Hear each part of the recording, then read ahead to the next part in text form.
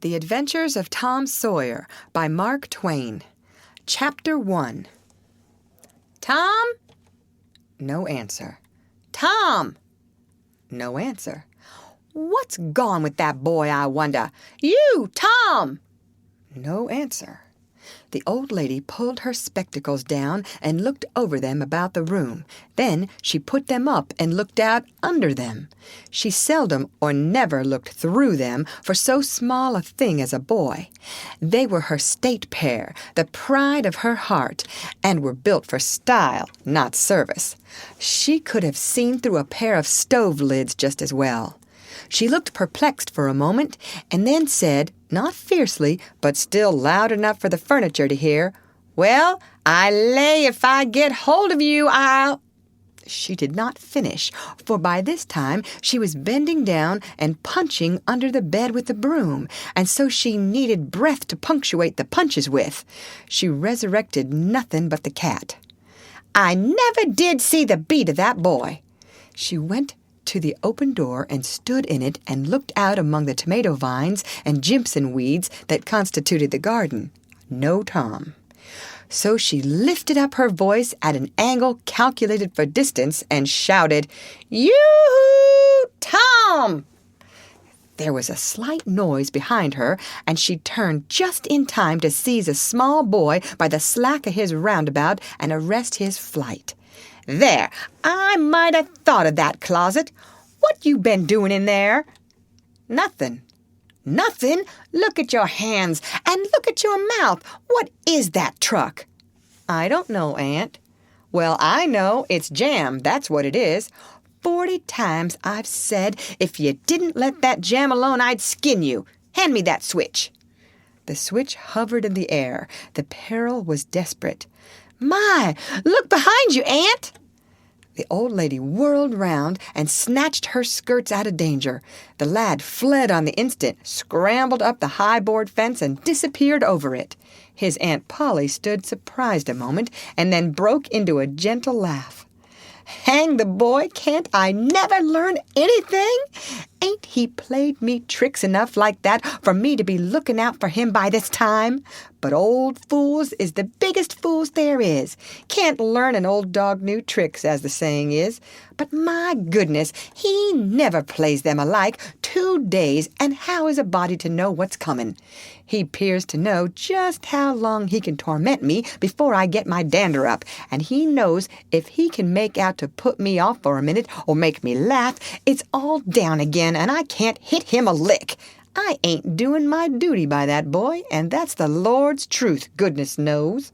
Spare the rod and spoil the child, as the good book says. I'm a-laying up sin and suffering for us both, I know. He's full of the old scratch, but laws a me, he's my own dead sister's boy, poor thing, and I ain't got the heart to lash him somehow. Every time I let him off, my conscience does hurt me so, and every time I hit him, my old heart most breaks. Well, well, man that is born of woman is a few days and full of trouble, as the Scripture says, and I reckon it's so. He'll play hooky this evening, and I'll just be obleeged to make him work tomorrow to punish him. It's mighty hard to make him work Saturdays when all the boys is having holiday, but he hates work more than he hates anything else, and I've got to do some of my duty by him, or I'll be the ruination of the child. Tom did play hooky, and he had a very good time. He got back home barely in season to help Jim, the small colored boy, saw next day's wood and split the kindlings before supper. At least he was there in time to tell his adventures to Jim, while Jim did 3/4 of the work. Tom's younger brother, or rather half-brother, Sid, was already through with his part of the work, picking up chips, for he was a quiet boy and had no adventurous, troublesome ways.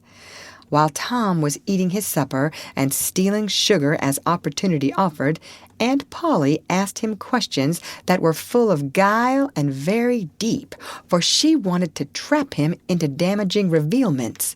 Like many other simple-hearted souls, it was her pet vanity to believe she was endowed with a talent for dark and mysterious diplomacy, and she loved to contemplate her most transparent devices as marvels of low cunning. Said she, "Tom, it was middlin' warm in school, warn't it?" "Yes'm." "Powerful warm, warn't it?" "Yes'm." "Didn't you want to go in a swimmin', Tom?" A bit of a scare shot through Tom, a touch of uncomfortable suspicion.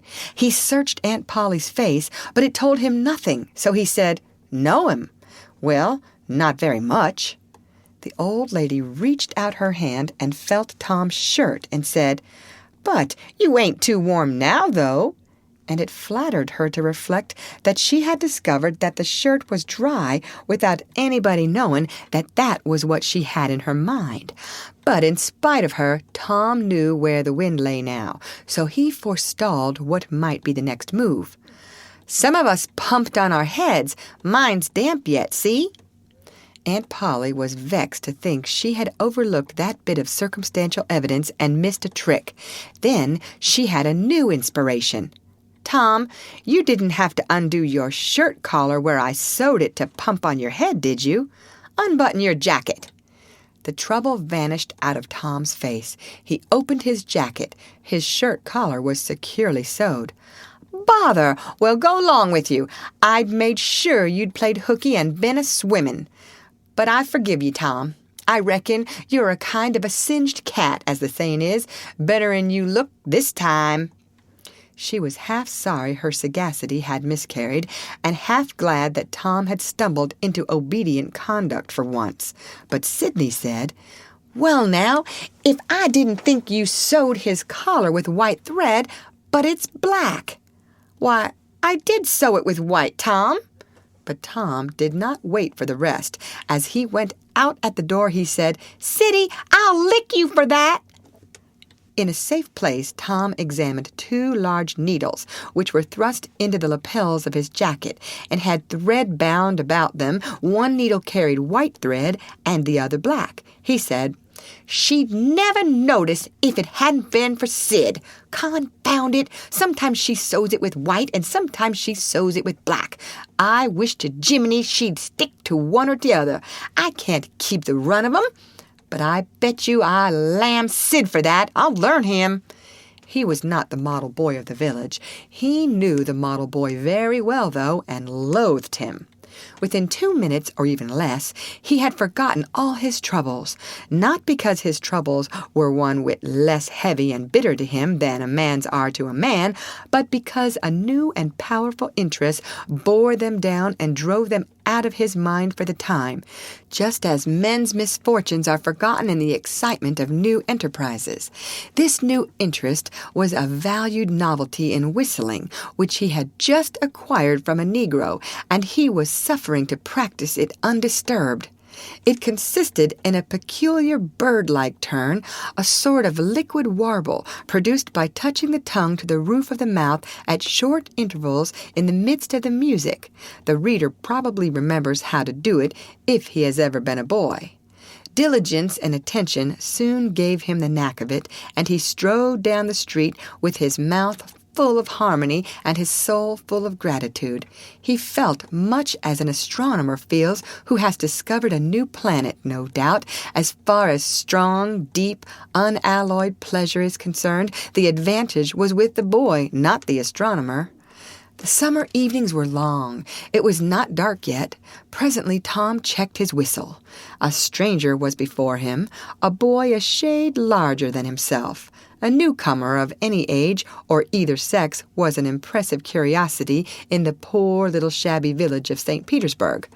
This boy was well-dressed, too, well-dressed on a weekday. This was simply astounding.